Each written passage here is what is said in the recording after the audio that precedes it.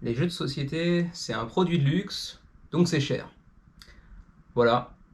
Conclusion implacable, solide. Merci, de rien. Au revoir, monsieur, dame.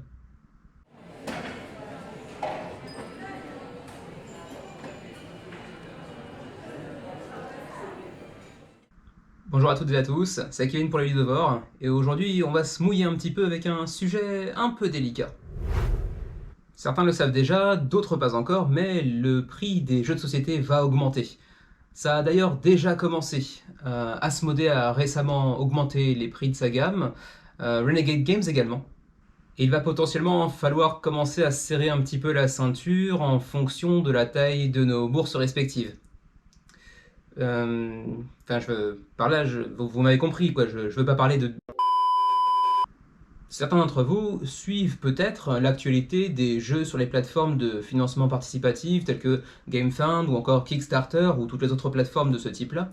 Et vous aurez certainement constaté ces derniers mois en tout cas une augmentation assez significative du prix de certains jeux ainsi que des frais de port qui les accompagnent. Ouais quoi, bon, on s'amuse. On est sur une chaîne de jeux ou merde? Bon ok. Et pour ceux d'entre vous qui ne suivent pas cette actualité, restez encore avec moi quelques minutes parce que ça vous concerne, ou tout du moins ça va vous concerner à moyen terme. Et ce, principalement pour deux raisons, à savoir d'abord les frais de port, comme je viens de l'évoquer, mais également les coûts des matières premières. La crise des frais de port n'est pas tout à fait nouvelle, puisqu'elle a commencé il y a plus d'un an et demi maintenant, avec l'arrivée plus ou moins du coronavirus dans nos vies quotidiennes, et il est désormais très difficile de réserver un cargo pour faire parvenir ces jeux aux contributeurs, via Kickstarter, GameFound, etc., ou même bien sûr aux compagnies qui les ont produites. La raison est assez simple à comprendre. Avec l'arrivée de la pandémie, la Chine, qui, doit-on le rappeler, est encore l'atelier du monde pour ce qui est de la production de jeux de société en tout cas, eh bien la Chine a pris du retard sur ses livraisons, mais également sur ses productions, avec des palettes entières restant dans des entrepôts pendant des mois en attente de cargo, et puis également des fils de chaînes de production qui sont restés en repos pendant plusieurs semaines également. Le retard s'est donc logiquement accumulé, et lorsque l'activité a pu enfin reprendre, eh bien il a fallu tenter de rattraper un petit peu ce retard. Seulement le problème, c'est que les différentes entreprises de fret, de transport de marchandises particulièrement maritimes, eh bien elles n'ont pas doublé leur flotte entre-temps. Résultat, beaucoup de produits à livrer avec très peu de cargo disponible, menant ainsi assez logiquement à une augmentation des frais de port. Ce qui a mené à un autre effet plus pernicieux, à savoir que les entreprises qui avaient les reins les plus solides, qui pouvaient financièrement se le permettre, eh bien, ont commencé à verser des indemnités plus conséquentes afin d'être sûr que leurs produits soient livrés plus tôt, provoquant ainsi une course à l'échalote où les entreprises les plus fortunées pouvant se le permettre surenchérissaient les unes après les autres, laissant sur le carreau les plus petites entreprises. Et autant vous dire que à ce petit jeu-là, les entreprises de production de jeux de société sont pas forcément les plus avantagées. Et quand je parle d'augmentation, je devrais plutôt dire d'ailleurs multiplication. Sachez à titre d'exemple qu'en 2016, une place pour un cargo, un container, coûtait environ 200 $, alors qu'il coûte approximativement aujourd'hui près de 10 000 $. Alors oui, la pandémie en 2016 n'était pas encore sur nous, mais même à la fin 2019, à l'aube de la pandémie, le container était encore à 1500-2000 $. Et inutile de vous dire que l'incident de l'Evergreen, cet immense cargo bloqué dans le canal de Suez au printemps dernier, n'a rien fait pour arranger les choses. Et quand je dis ça, c'est évidemment un euphémisme. Dans les premiers mois qui ont suivi, les effets ne se sont pas trop fait ressentir, car comme toujours, il faut nécessairement un petit peu de temps pour ressentir les conséquences de certains événements. Et pour cause, nombre d'éditeurs ont fait le choix d'absorber en fait ce surcoût, de prendre sur leurs fonds propres afin d'éviter d'imposer ça à leurs backers, aux contributeurs des dites campagnes Kickstarter GameFound, qui auraient pu potentiellement s'en plaindre, et potentiellement à juste titre. Et pour le bien d'un éditeur, ou pour toute autre entreprise concernée par ce problème, c'était certainement d'ailleurs la meilleure solution à prendre. Vous pouvez même en avertir vos clients, ou backers, contributeurs, appelez-les comme vous voulez, afin de vous faire mousser un petit peu facilement. Une entreprise qui prend sur elle-même les surcoûts engendrés par une situation sur laquelle elle n'a aucun contrôle, afin que ses clients n'aient pas à en pâtir, on pourrait presque considérer que c'est une bonne opportunité de se faire de la pub. Oui mais voilà, la crise ne s'est pas arrêtée et ça fait plus d'un an et demi qu'on est dedans jusqu'au cou. Et pour la majorité des éditeurs, la grande majorité des éditeurs même, il est tout simplement impossible de couvrir ces dépenses supplémentaires sur le long terme, en tout cas pas en totalité. Et c'est la raison pour laquelle les frais de port sur GameFound, sur Kickstarter, etc. ont drastiquement augmenté depuis le début 2021. Parce qu'ils n'ont tout simplement pas le choix en fait. Même si ça ne réjouit très certainement pas les éditeurs pour lesquels c'est également un gros risque vis-à-vis de leur clientèle, vis-à-vis de nous en fait. Et inutile de vous dire donc que les jeux qui ne sont pas passés par la case financement participatif vont également à terme en souffrir. Eux aussi sont très généralement produits en Chine et eux aussi utilisent les mêmes circuits d'acheminement de transport maritime et donc nécessairement ça va bien se refléter au niveau des prix quelque part. Il n'y a donc pas non plus d'échappatoire pour ceux d'entre nous qui se contenteraient des jeux sortis directement en magasin. Et comme si ce n'était pas déjà assez... Ouais, vous me voyez venir. Il y a autre chose, que je vais vous présenter avec 3 objets planqués dans ma boîte de Cloudspire. Comme c'est astucieux. Ces 3 objets, les voici.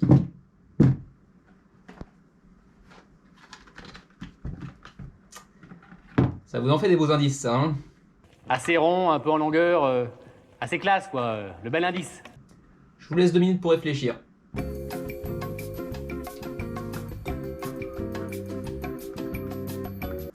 Et avant de continuer, je vais quand même dégager ça parce que mine de rien, avec un chat dans les alentours, c'est un peu dangereux. Alors messieurs, dames, avec quoi fabrique-t-on des jeux de société? Avec beaucoup d'amour et de passion? Oui, certes. Mais comme vous l'avez vu dans cette vidéo, on est sur quelque chose de beaucoup plus concret, de beaucoup plus terre à terre. Le papier, le carton, et plus étonnamment, l'acier.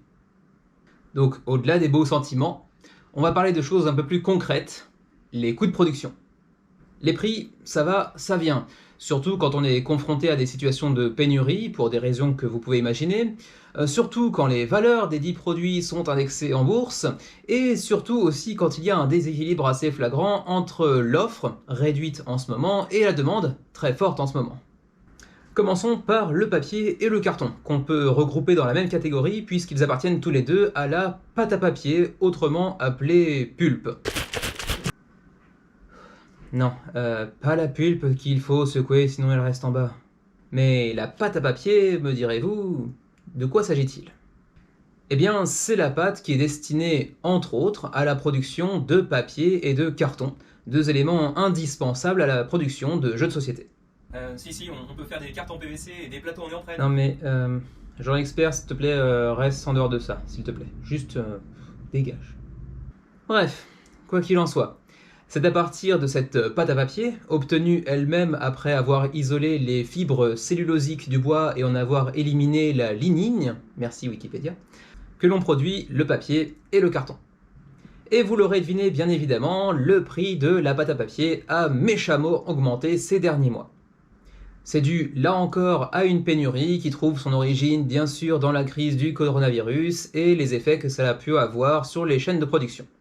Sachant que la production de jeux de société se fait principalement en Chine et que la Chine justement compte pour 38% de la consommation de pâte à papier dans le monde, vous comprendrez aisément en quoi ça peut provoquer un problème au niveau de l'offre et de la demande. Dans un registre un peu différent et surtout un petit peu moins prégnant car il concerne moins de jeux, l'acier. J'avoue, c'était un peu plus difficile à deviner. Et oui, aussi étonnant que cela puisse paraître au premier abord, l'acier rentre dans la liste des matières premières nécessaires pour la construction des miniatures. Et oui, ces fameuses petites miniatures qui renforcent l'immersion dans nos jeux, bien qu'elles soient totalement dispensables si on y réfléchit bien. Et là encore, je pense que vous commencez un petit peu à saisir où je veux en venir, le prix de l'acier a pas diminué, il a augmenté. Ouais. Logique. Et augmenté de manière plutôt significative depuis la deuxième moitié de l'année 2020. Et quand je dis de manière significative, je parle là d'augmentation de plus de 300 à 400% dans certains secteurs, dans certaines régions du monde. Pour résumer, les jeux qui utilisent des miniatures ont encore plus de raisons que les autres de voir leur prix augmenter, en tout cas durant la période que l'on est en train de traverser.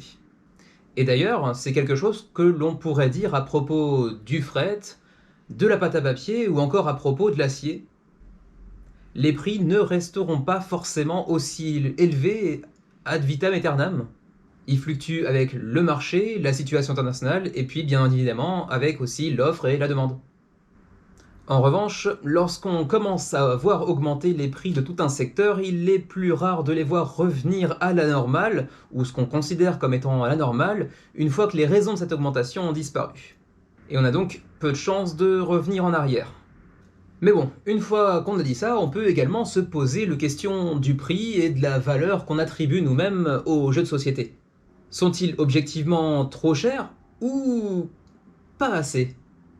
Ça peut vous sembler être une question dénuée de sens, voire même un petit peu ridicule, mais c'est peut-être quelque chose qu'on devrait essayer d'analyser avec tous les tenants et les aboutissants, toutes les nuances qui seraient nécessaires, en évitant tout le manichéisme qu'on pourrait avoir de prime abord, en se disant bah, j'ai pas spécialement envie de payer plus cher mes jeux.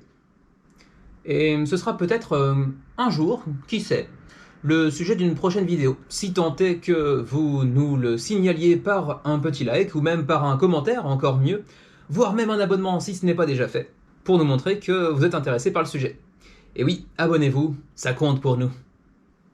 Sur ce, je vous souhaite à tous un bon jouage, comme dirait l'autre, et puis je vous remercie d'avoir regardé la vidéo. On se dit à très bientôt sur la chaîne des Ludovores. À la prochaine.